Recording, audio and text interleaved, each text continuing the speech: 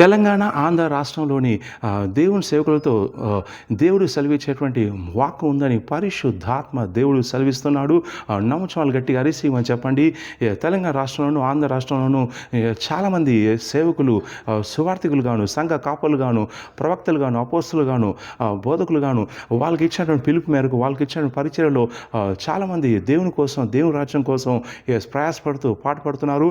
అయితే వారందరితో పరిశుద్ధాత్మ దేవుడు సెలవిచ్చే ఒక ముఖ్యమైన మా వాక్కు ఉంది. నేను ప్రార్థన చేసినప్పుడు పరిశుద్ధాత్మ దేవుడు ఒక ప్రవచన వాక్కు చూపించారండి. అది యెషయా గ్రంథం 44వ అధ్యాయము, అది 2వ వచనము. నేను సృష్టించి గర్భంలో నిన్ను నిర్మించి నీకు సహాయం చేయవాడైన యెహోవా ఇలాగ సెలవిస్తున్నాడు. నా సేవకుడు యాకోబు, నా సేవకుడు యాకోబు, నీ పేరు పెట్టుకోండి అక్కడ సేవకులు. నా సేవకుడు యాకోబు, నేను ఏర్పరచుకున్న యెషూరుషు, భయపడకుము, నేను దప్పిగల వాని మీద నీళ్లను, ఎండిన భూమి మీద ప్రవాహ జలమును కుమ్మరించేదను, నీ సంతతి మీద నా ఆత్మను కుమ్మరించేదను, నీకు పుట్టిన వారిని నేను ఆశీర్వదించేదను. ఇక్కడ పరిశుద్ధాత్మ దేవుడు ప్రవక్త యెషయాతో మాట్లాడుతున్నాడు. అయితే ఇక్కడ సేవకుని యాకోబుతో మాట్లాడుతున్నాడు. ఆ స్థలంలో మీ పేరు పెట్టుకోండి. పరిశుద్ధాత్మ దేవుడు సేవ చేసే సేవకులు దశలో ఇచ్చే మాట ఏంటంటే, ఇక భయపడవద్దు. సంభవిస్తున్న విషయాన్ని బట్టి మీరు భయపడవద్దు. ఎవరు ఏదో చేస్తారని చెప్పేసి మీరు భయపడవద్దు. సువార్త విషయంలో కానీ, దేవుని రాజ్య విషయంలో కానీ, సంఘక్షేమ విషయం కానీ భయపడవద్దు. ముందుకు సాగిపోండి. మీకు సహాయం చేస్తాను, మీకు శక్తిని, అభిషేకాన్ని ఇస్తానని పరిశుద్ధాత్మ దేవుడు సెలవిస్తున్నాడు. మీలో కొంతమంది సేవకులు భయపడుతున్నారు, మాకేమైనా జరుగునేమో, ఏమైనా చేస్తారని చెప్పి భయపడుతున్నారు. అయితే పరిశుద్ధాత్మ దేవుడు సెలవిచ్చే మాట ఏంటంటే, ఎంత మాత్రం భయపడవద్దు. నా సువార్త విషయంలో నా కాడి మోయిచు, నా కోసం, నా రాజ్యం కోసం, నా మహిమ కోసం, నా సంకల్పం కోసం మీరు మీ జీవితాలు త్యాగం చేసి పరిచర్య చేస్తున్నారు. కాబట్టి ప్రభు సెలవిస్తున్న మాట ఏంటంటే, మీ చుట్టూ నా అగ్ని కంచె ఉంటుంది, మీకు సహాయం చేస్తాను, ఇక ముందు సాగిపోండి అని ప్రభు సెలవిస్తున్నాడు. నా సేవకులారా, మీ ద్వారానే అనేక ఆత్మలు నా రాజ్యంలోకి వస్తాయి. మీ ద్వారానే అనేక మంది సత్యం తెలుసుకుంటారు. కాబట్టి ఎన్ని కష్టాలు ఉన్నా, ఎన్ని సంకటాలు, ఎన్ని సవాలు, ఎన్ని హింసలు, వ్యతిరేకతలు, ఆపదలు ఉన్నా కానీ పరిశుద్ధాత్మ దేవుడు సెలవిచ్చే మాట ఏంటంటే, భయపడవద్దు, వెనుకంచ వేయవద్దు. మీరు పిలువబడి రక్తంతో కొనబడ్డారు, పిలువబడ్డారు, సేవకు పిలువబడ్డారు. సేవ చేయడం అనేది గొప్ప భాగ్యం అండి. నేను నమ్ముచున్నాను, ఒక సేవకునిగా నేను నమ్మే విషయం ఏంటంటే, ప్రభువైన యేసుక్రీస్తు వారి యొక్క సేవ చేయడం చాలా గొప్ప భాగ్యం. ఆయన పిలిచాడు.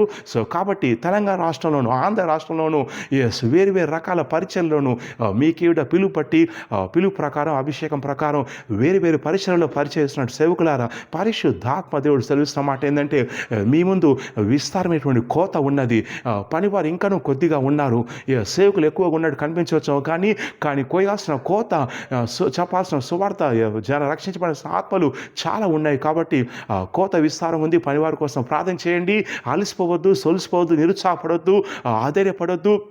మీలో చాలామంది ఫైనాన్షియల్గా స్ట్రగుల్ అవుతున్నారు, సేవలు ఉన్నారు, కుటుంబంలో అవసరాలు తీర్చుకోలేక, సేవా ఖర్చులు భరించలేక, కొంతమంది సేవ వదిలేసి ఉద్యోగం చేద్దాం, వ్యాపారం చేద్దాం అనేటువంటి ఆలోచన ఉన్నారు.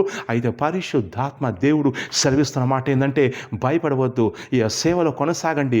మీ పిల్లల మీద, నేను నీ సంతతి మీద నా ఆత్మను కుమరిస్తాను, నా ఆశీర్వాదాన్ని మీకు పుట్టిన వారికి మీకు దయచేస్తాను సెలవిచ్చున్నాను. కాబట్టి ఇక భయపడవద్దు. మీ గురించినటువంటి బాధ్యత నేను తీసుకుంటాను.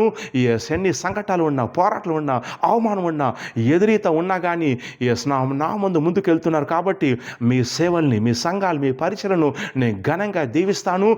విశ్వాసంతో ముందుకు సాగండి. నేను మీకు సహాయం చేస్తాను. నా దూతల్ని ముందుగా మీకు పంపుచున్నాను. వాళ్ళు వెళ్ళి మార్గాలు సరళం చేస్తారని పరిశుద్ధాత్మ దేవుడు సెలవిస్తున్న నమ్ముచున్నాను. గట్టిగా అరిసిమని చెప్పండి. ఇక తెలంగాణ, ఆంధ్ర రాష్ట్రంలోనూ ఇక సేవకులు అలవలే లేస్తారని ప్రవచిస్తున్నాను. వారిసిమని చెప్పండి. సేవకుల్ని దేవుడు గొప్పగా దీవించి వాళ్ళ సంఘాలు విస్తరింప చేస్తానని ప్రవచిస్తున్నాను. వారిసిమని చెప్పండి. రాబోయే రోజుల్లో ఈ సేవకుల పరిచర్య ద్వారా గొప్ప యవ్వనతరం లేస్తుందని ప్రవచిస్తున్నాను. నమ్ముచున్నాను. గట్టి అరిసిమని చెప్పండి. ఈ వీడియోను లైక్ చేసి మీ యొక్క వాట్సాప్ గ్రూపుల్లో, ఫేస్బుక్ గ్రూపుల్లో మీ స్నేహితులు, బంధువులకు, సంఘస్థులకు షేర్ చేయండి, లైక్ చేయండి. ఈ వీడియో యూట్యూబ్ ఛానల్ సబ్స్క్రైబ్ చేయండి. ఈ వీడియోను వైరల్ చేయండి. ప్రతి ఆదివారం సికింద్రాబాద్ బేతల్ టవర్లో ప్రతి ఆదివారం ఉదయం 9 గంటలకు, సాయంత్రం 5 గంటలకు అభిషేక స్వస్థ ఆరాధనలు ఉంటాయండి. మీరు వచ్చి పాల్గొనవచ్చు. ప్రతి శనివారం నాడు కూడా లోతైన ప్రవచనం డెలివరెన్స్ కోసం కూడా పోస్ట్ ఇస్తున్నాను. శుక్రవారం నాడు కూడా డెలివరెన్స్ కోసం ప్రవచనం కోసం జూమ్ అపాయింట్మెంట్ ఇస్తున్నాను. కావాల్సిన వాళ్ళ కింద ఆఫీస్ నెంబర్ కాల్ చేసి మీరు కనుక్కోవచ్చు. ఈ ప్రవచనం మాకు ఎత్తిపట్టుకోండి.